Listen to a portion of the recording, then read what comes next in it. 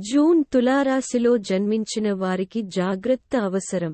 ఎందుకంటే జీవితంలోని అనేక క్లిష్టమైన రంగాలకు ఈ నెలలో మీ శ్రద్ధ అవసరం. 6వ ఇంట్లో రాహువు, 7వ ఇంటిలో కుజుడు, 5వ ఇంట్లో శని మరియు 8వ ఇంట్లో బుధుడు, గురు, సూర్యుడు మరియు శుక్రుడు, 12వ ఇంట్లో కేతువుతో పాటు గ్రహ ప్రభావాలు ముఖ్యమైనవి. మీ కెరీర్ను పరిశీలిస్తే ఈ నెల అవకాశాలు మరియు సవాళ్ల మిశ్రమాన్ని తీసుకురాగలదని అంచనా వేయబడింది.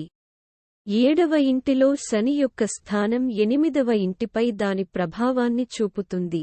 ఇది మీ వృత్తి జీవితంలో గణనీయమైన మార్పులను సూచిస్తుంది.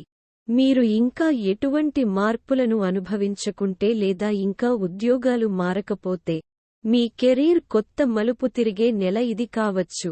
విద్యార్థులను పరిగణనలోకి తీసుకున్నప్పుడు మీ రాశితో సంబంధమున్న శని 5వ ఇంట్లో ఉంటాడని గమనించడం ముఖ్యం.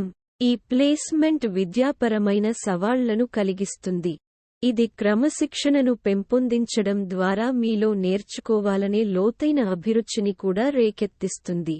విద్యా విషయక విజయాన్ని నిర్ధారించడానికి మీ కోర్స్వర్క్కు రోజువారీ సమయాన్ని వెచ్చిస్తూ నిర్మాణాత్మక అధ్యయన షెడ్యూల్ని ఏర్పాటు చేసుకోవడం మంచిది. ఈ నెలలో కుటుంబ డైనమిక్స్ సాధారణంగా సానుకూలంగా ఉంటాయని భావిస్తున్నారు.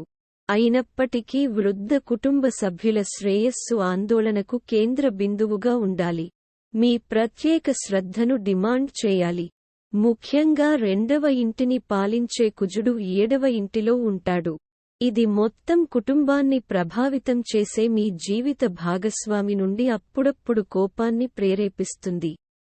ఈ నెలలో మీ ఆర్థిక పరిస్థితిని అంచనా వేసేటప్పుడు అది హెచ్చుతగ్గులను ప్రదర్శించవచ్చని గమనించడం ముఖ్యం. 2వ ఇంటిని పాలించే కుజుడు 7వ ఇంటిలో ఉంటాడు. 10వ, మొదటి మరియు 2వ గృహాలపై తన ప్రభావాన్ని చూపుతుంది. ఈ అమరిక సంభావ్య వ్యాపార లాభాలకు వేదికను నిర్దేశిస్తుంది. నిర్దిష్ట వ్యాపార ప్రణాళికలు లాభదాయకంగా మరియు ఆర్థిక లాభాలకు దారితీస్తాయి. ఈ నెలలో ఆరోగ్య సమస్యలు ఎదురయ్యే అవకాశం ఉన్నందున మీ ఆరోగ్యం పట్ల శ్రద్ధ వహించడం ముఖ్యం.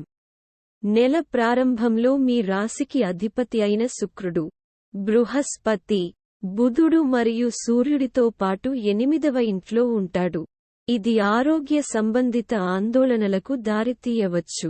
పరిహారం: వీధి కుక్కలకు ఆహారం ఇవ్వడం వల్ల మీకు అనుకూలమైన ఫలితాలు రావచ్చు. For more updates, subscribe our channel.